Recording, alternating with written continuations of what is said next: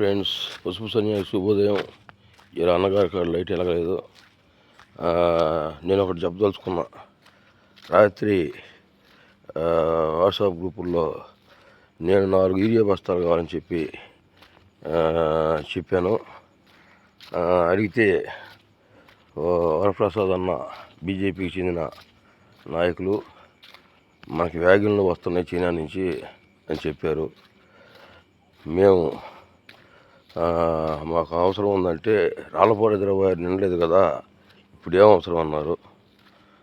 అన్న, రాళ్ళపాడు రతనాలు బండి రాళ్ళపాడు రిజర్వాయర్ని మేము మర్చిపోయి చాలా రోజులు అయింది. అక్కడ రత్నాలు బంటం లేదు, అసలు నీళ్ళే వదలటం లేదు. ఏదైనా స్టాకులు ఉన్నా ఫుల్ ఉన్నా కూడా ఈ చేపల రాజాల దెబ్బకి నీళ్ళు అవసరం ఉన్నా కూడా వదలరు అనమాట. దాంట్లో ఇది లాస్ట్లో ఏదైనా ఒకతడి అరతడి తగ్గినప్పుడు మళ్ళీ చేపలు పెంపం ఆగిపోయిద్దని, అందుకని మర్చిపోయాము. చాలా రోజులు అయింది రిజర్వాయర్ గురించి.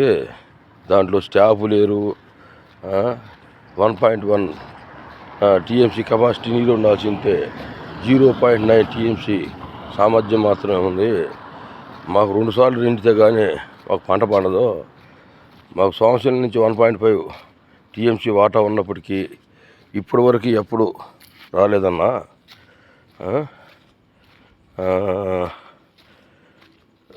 ఈ జామాయిలను ఎప్పుడో జామాయిలు వేసుకున్నాము. చాలా వరకు ఏదో కొన్ని గ్రామాల మటుకి ఊగులాడుతున్నాయి ఊరేని. నీటి వసతులు ఈ బోర్లు ఉన్నోళ్ళు పత్తి వేసుకుంటున్నారు. ఆ మిగతా పైన ఒక 10 గ్రామాలు రేగటి నేల ఉండేవాళ్ళు ఇప్పుడన్నా 3 ఏళ్ళకో 4 ఏళ్ళకో వరకు రిజర్వాయర్ ఉందని చూపించడానికి కలవలకు నీళ్ళు వదులుతారు. అదన్న పరిస్థితి.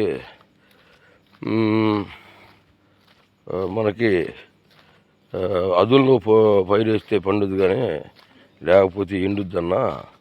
ఇప్పుడు జామాయిలు కానబడింది కాబట్టి మనకి యూరియా, డిఏపి అవసరం ఉంది మన ఏరియాకి. ఇప్పుడు చాలా మంది రైతులు నాకు ఫోన్ చేస్తున్నారు. ఒక రైతుగా నాకు ఆ బాధను నాకు తెలుసు కాబట్టి మీకు చెప్పాను రాత్రి.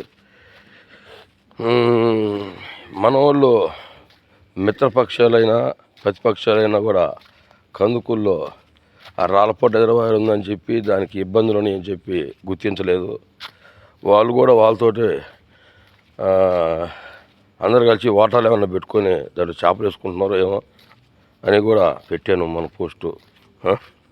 అది పరిస్థితి. వెంటనే ఈ యూరియాని స్టాకు పెట్టండి.